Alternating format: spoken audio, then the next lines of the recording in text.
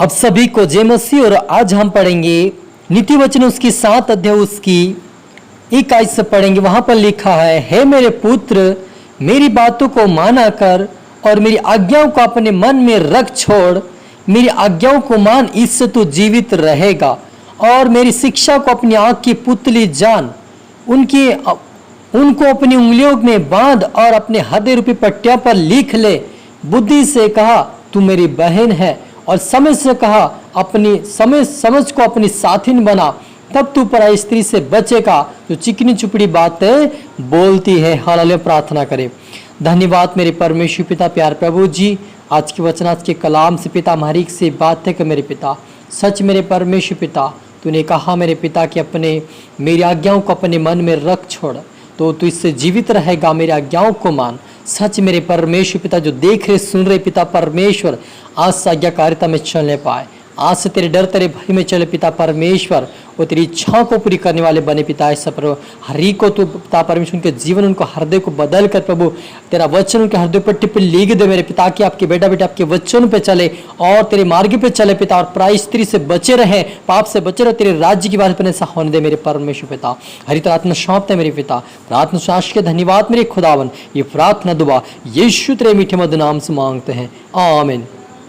तो मेरे अजीजों, यहाँ पर सुलेमान जी कहते हैं, है मेरे परमेश्वर का वचन लिखा है सुलेमान ने कि हे मेरे पुत्र, मेरी बातों को माना कर, मेरी आज्ञाओं को अपने मन में रख छोड़। मेरी आज्ञाओं को मान, इससे तू जीवित रहेगा। हालेलुया। मेरे अजीजों, इस वचन को परमेश्वर ने सुलेमान के मुंह से बोला और उस वचनों को लिखा है कि मेरी आज्ञाओं को मान, इससे तू जीवित रहेगा। हालेलुया। मेरे अजीजों, पुराने समय में भी जब परमेश्वर ने इजराइल लोगों को 40 लाख लोगों को मूसा ने जब छुड़ा कर लाया राजा की गुलामी में से, तो वे परमेश्वर के वचनों को आज्ञाकारिता में नहीं थे।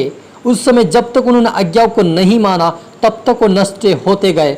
और लिखा कि लाखों लोग रास्ते में ही मर गए। जितने वहाँ से उम्रदार जो आए थे, सारे लोग मर गए, लेकिन जो 18 साल के जो छोटे 18 साल तक जो थे वो बचे गए। क्यों बचाए गए? क्योंकि उन्होंने बाद में उस 10 आज्ञाओं को जब मूसा लिख कर लाया, उन आज्ञाओं को जब बताया वो पालन किया। लेकिन जब वो उनको छुड़ा कर लाया मूसा ने, उसी समय जो पुराने लोग थे, जुम्रदार लोग थे, जो 18 के ऊपर के आयु के जो थे, उन लोगों ने क्या किया? परमेश्वर के विरोध में पाप किया। उन्होंने गिड़गिड़ाया, परमेश्वर की दोहाई नहीं दे, लेकिन उसके विपरीत उन्होंने परमेश्वर की निंदा किया, परमेश्वर दासों की निंदा किया, उनकी आज्ञाओं को नहीं माना। जबकि परमेश्वर उनको प्रतिज्ञा करके लाया था कि मैं तुम्हें उस देश में पहुंचाऊंगा जहां पर मधु और दूध की धारा बहती है। लेकिन वो कुड़कुड़ा रहे थे। जब उनको खाना नहीं मिलता, जब पानी नहीं मिलता, तुरंत वो कुड़कुड़ाते और परमेश्वर के विरोध में अनाप शनाप उनके दास के प्रति बोलते थे, और इसी कारण से वो सारे लोग जंगल में ही नष्ट हो गए। वैसे आज हमें परमेश्वर कहता है कि यदि तू वचनों को, मेरे वचनों के अपने हृदय पट्टी पर लिख ले और अपने उसको उंगली में बांध ले, अपने हृदय पट्टी पर लिख कर उस आज्ञाओं को मान, तो तू जीवित रहेगा। हालेलुया। मेरे अजीजों, यदि हम परमेश्वर की आज्ञाओं को पालन करेंगे, उस वचनों पर चलेंगे, तो हम पूरी रीति से परमेश्वर के ऊपर निर्भर होकर पूरी रीति से हम जिएंगे, पूरी उम्र हम जिएंगे परमेश्वर का अनुग्रह में, क्योंकि परमेश्वर ने हमें जीवन देने के लिए आया है। और इसके साथ साथ परमेश्वर एक शारीरिक जीवन की बात नहीं बोल रहा, यहाँ पर परमेश्वर एक आत्मिक बातें भी बोल रहा है कि तुम आत्मिकता में जियोगे।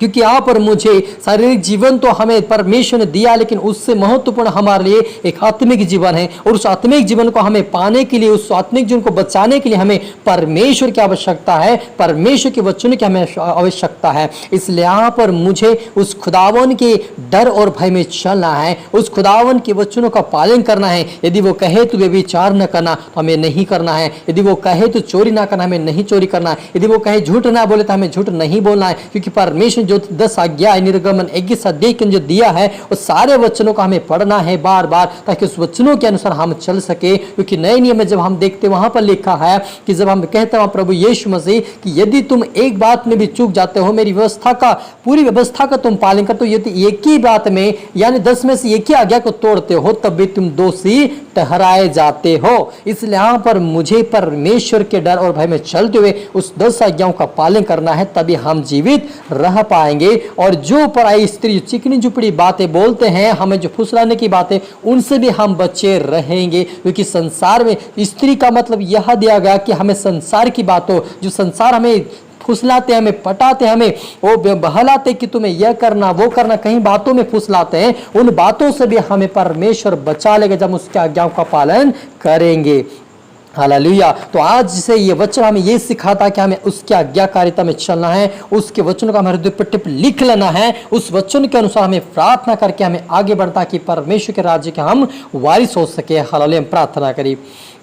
धन्यवाद मेरे पिता, सच मेरे खुदावन पिता परमेश्वर, जब तेरी आज्ञाओं को 10 आज्ञाओं को जब परमेश्वर पिता आपके लोगों ने इजराइल लोगों को छुड़ा कर लाया, उन्होंने नहीं माना, उसमें वो नष्ट किए गए। लेकिन जिस दिन से उन्होंने अपनी जीवन में उस 10 आज्ञाओं का पालन किया, उस दिन से वो जीवित रहने लगे परमेश्वर पिता। वैसे आज आपके बेटा बेटी हो सके परमेश्वर पिता, निराश होंगे, उदास होंगे, लेकिन इनको जीवन से सारी उदासी निराशीपन छाए और आत्मिकता में ये जीवन जीने वाले बन जाए। हो सके इनका आत्मिक जीवन खत्म हो चुका होगा, लेकिन आज से प्रभु आत्मिकता में बढ़ने पाए, आज से आज्ञाकारिता में चलने पाए, आज से तेरे वचनों पर चलने पाए, आज से तेरी 10 आज्ञाओं का पालन करे। बार बार पिता इस वचनों को तो इनको सीखा समझा और इनको हाथ पकड़ के चला मेरे पिता। तेरी आत्मा चाहे सीखा समझा आपके राज्य की वारिस बना मेरे पिता। हर एक व्यक्ति प्रभु तेरे स्वर्ग के राज्य में जीवित आत्मा के साथ पहुंचने पाए, ऐसी प्रार्थना निवेदन करते मेरे खुदा। कोई भी आत्मिकता में ना मरे, लेकिन आत्मिकता जी कर प्रभु तेरे राज्य की वारिस बने, ऐसा तो हर एक को बना। तू सीखा समझा मेरे पिता, मदद सहायता कर खुदा राजा। सभी तरह सौंपते मेरे पिता। प्रार्थना सुना, धन्यवाद मेरे खुदावन। ये प्रार्थना दुआ यीशु तेरे मीठे मधुर नाम से मांगते हैं, आमीन। तो मेरे अजीजों, मैं आशा करता हूँ इस वचन के प्रभु आपको आशीष किया होगा, ब्लेस किया होगा, और आप अगर लगे तो आप दोबारा सुने और इस वीडियो को शेयर करें, सब्सक्राइब करें और लाइक करें। प्रभु आप सबको आशीष दे। God bless you all.